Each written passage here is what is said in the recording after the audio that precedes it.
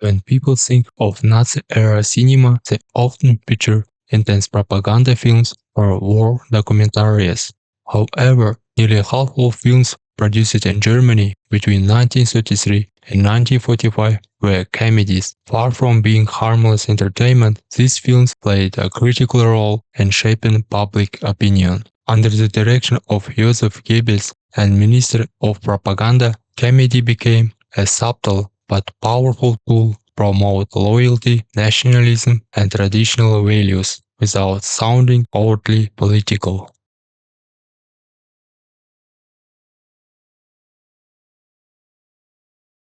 German comedy films changed a lot between the Weimar Republic and the Nazi era. This shift reflects larger change in German culture, from open, modern, and international in 1920s to controlled, traditional, and nationalistic in the 1930s. A good way to understand this is by comparing two different films, Three from the Filling Station and We Were All Angels.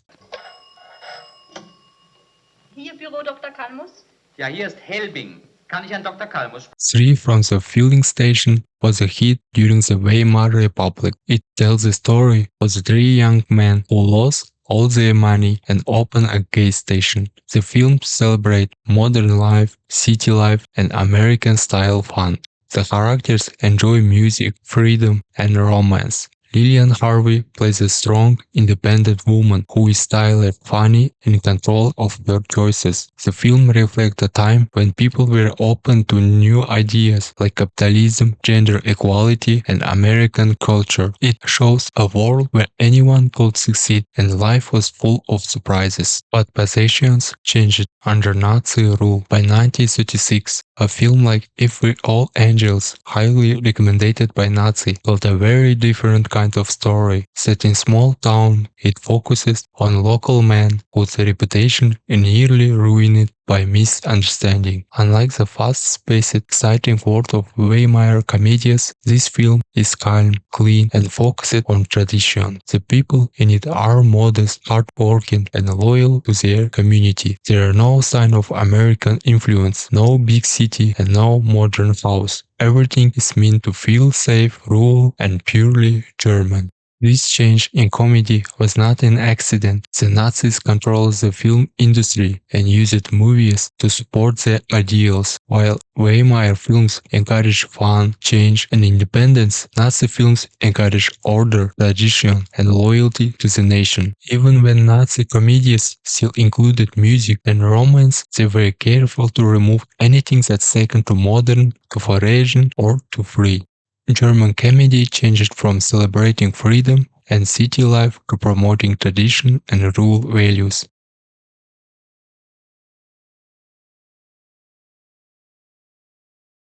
In the 1930s, American screwball comedians were known for their fast-paced dialogue, clever humor, and strong independent women. German filmmakers noticed the popularity of this style and began to copy in their own way. Movies like Glückskinder and Seven Slaps, both directed by Paul Martin and starring Lillian Harvey and Willie Rich, clearly borrowed from Hollywood. These films include a witty conversation, romantic misunderstanding, and exciting city setting, just like American screwball comedies. Under the surface, these German comedies were very different. The characters might seem independent at first, but by the end of the story, they usually returned to traditional roles, especially women, who were expected to become wives and homemakers. In Glückskinder, the settings look like New York, and the female lead is homeless but lively, witty, and full of energy. But by the end of the film, her exciting life gives way to love and domestic happiness. American setting feel fake, more like a stage than a real place. And final message is that love, not freedom or adventure, is what truly matters. In Seven Slaps, the characters play games of disguise and mistaken identity, another typical screwball element, but again, everything leads to traditional happy ending, where love restores social order. Both films use American style and humor, but carefully guides the story back to German ideas of proper behavior and gender roles. The independent American woman became softer and more obedient. The house of the city turned into calm romance. In the end, the message was, it's okay to have fun, as long as you return to the value of love and family.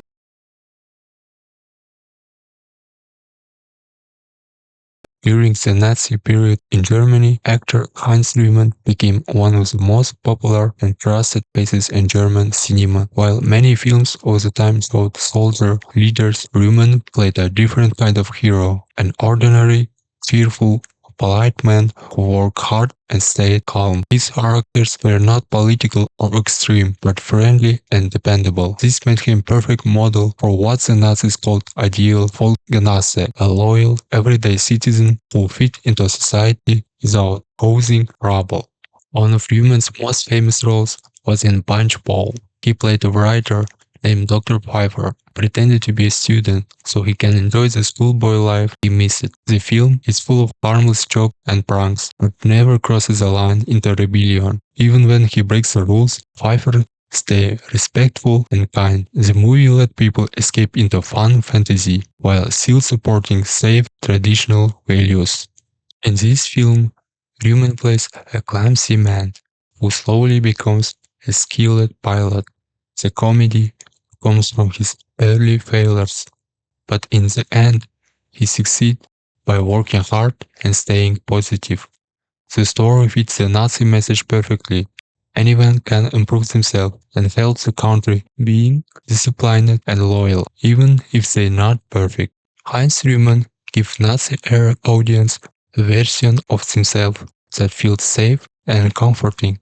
He showed that being a good citizen means being modest, kind, and respectful. Not a hero, but someone who fit in. His success during this time showed how comedy could be used to promote national values without direct propaganda.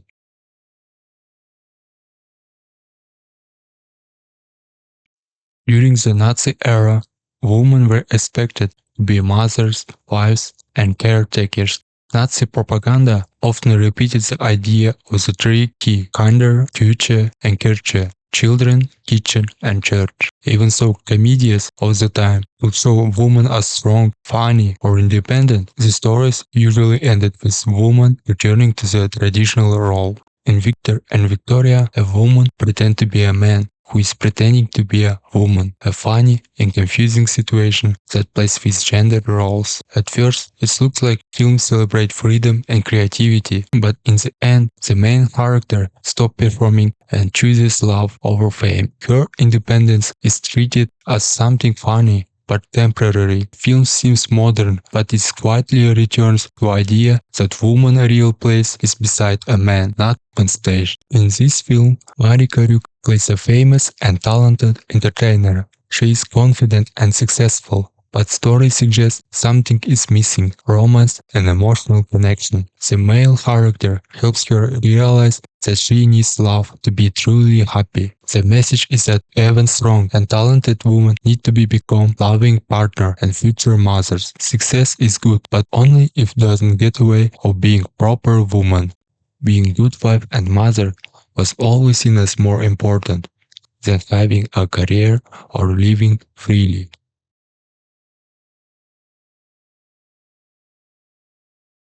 In Nazi-era films, foreign characters were often used to make Germans look better by contrast. These characters were shown as strange, weak, or morally wrong, helping to support Nazi ideas about national pride and distrust of outsiders. Whether in comedy or dramas, foreigners were used as a way to highlight the supposed strange and godness of German people. Two good examples of this era, The English Marriage and The Trip to Tilsit.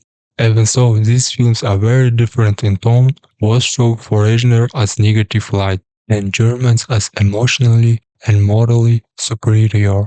This film directed by Reinhold Schnitzel, is a romantic comedy and set in England. The British characters are shown as overtly polite, distant, and stuck in silly traditions. They care too much about social class and not enough about real emotions. By contrast, German character is kind, honest, and warm. While the movie is funny and light-hearted, to also send clear message: German values are better than British ones. At the time, Germany and Britain were becoming political enemies, so this comedy helped weaken respect for Britain by showing its old-fashioned and emotionally cold. Directed by White Harlan, this film is more serious and emotional. It tells the story about a German man tempted by a mysterious woman to leave his wife, even consider murder. This woman is shown as exotic, flashy, and dangerous, a symbol of Eurasian or non-German influence. She might not be another country, but everything about her,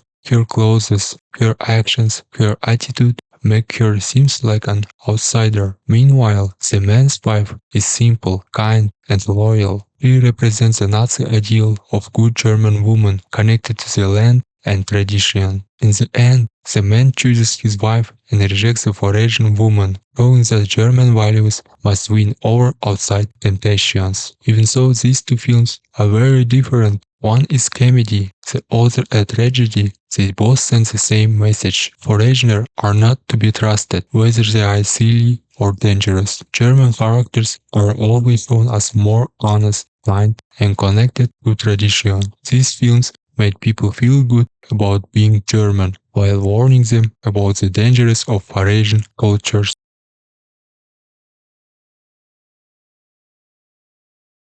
Robert M. Brown, directed by Hans Zerlett, is a clear example of how the Nazis used comedy to spread their anti-Semitic beliefs. Also, the story originally came from harmless 19th century play about two funny tricksters. The Nazi version has strong anti-Semitic messages. The film hides hate behind jokes, making racism seems normal and even fun. The main villain in the film is a Jewish businessman named Meyer. He's shown with exaggerated features, loud voice, and greedy behavior. His own factory treats his workers badly and is clearly meant to represent a Nazi stereotype of greedy Jewish capitalists. The two main characters, Robert and Bertram, play tricks on Meyer throughout the film. These tricks are not just for fun, they are shown as good and heroic actions. The audience is encouraged to laugh at Meyer's humiliation and see the tricksters as defending German society. The characters in the film rely on all familiar stereotypes. The greedy Jew, the clever German trickster, and honest rural citizen were already known from German folk stories. The Nazis didn't create these images, they used them to support their racist beliefs, because these stereotypes were already part of German culture. The film made its hateful message seems normal and even patriotic. At the end of the movie, Robert and Bertram have succeeded, and the Jewish characters has been shamed. This ending shows the Nazi idea of perfect German society, one without Jews. The story suggests that getting rid of people like Meyer is not only funny, but also right. The message helped make the real-life persecution of Jews seems acceptable to audiences. Robert M. Bertram is more than comedy, it is a weapon. By making people laugh at anti-Semitic jokes, the film taught them to accept and enjoy hatred. It used familiar characters and humor to make serious racism feel safe and even enjoyable. In doing so, it helped support the Nazi plan to exclude, harm, and eventually eliminate the Jewish people from German life.